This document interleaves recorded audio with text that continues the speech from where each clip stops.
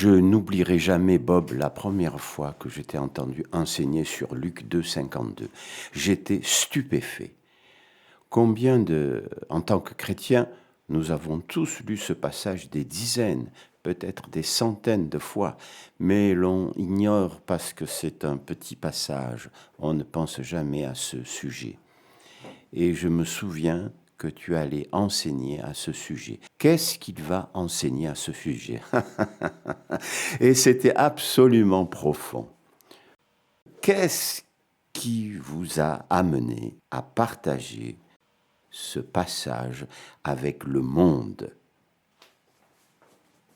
Un jour, j'étais avec un de mes amis, un ancien pilote du MAF, et nous descendions à Saltillo, Mexique, pour donner un cours aux lycéens en anthropologie culturelle.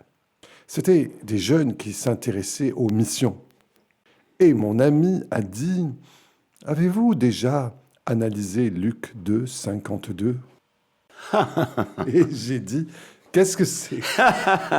Et il a parlé, vous voyez, de ce petit verset qui ressemble à une étiquette.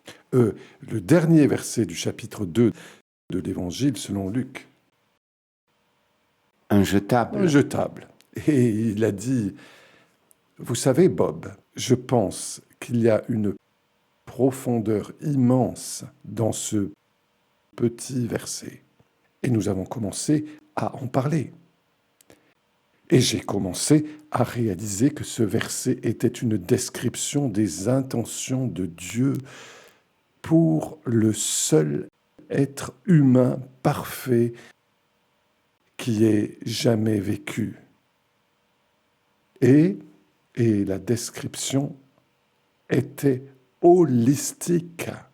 Elle n'était pas seulement spirituelle.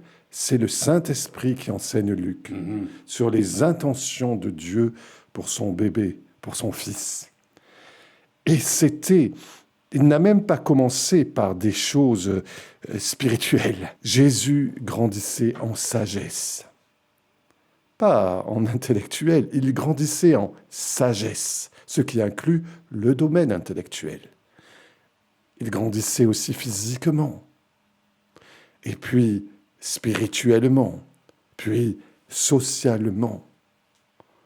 En tant, vous voyez qu'anthropologue amateur, et ayant étudié Maslow et son incroyable classification complexe des besoins humains et du développement humain, j'ai commencé à poser la question. Tout le développement humain pourrait-il s'intégrer dans ces 4 catégories? J'ai commencé à penser, c'est possible.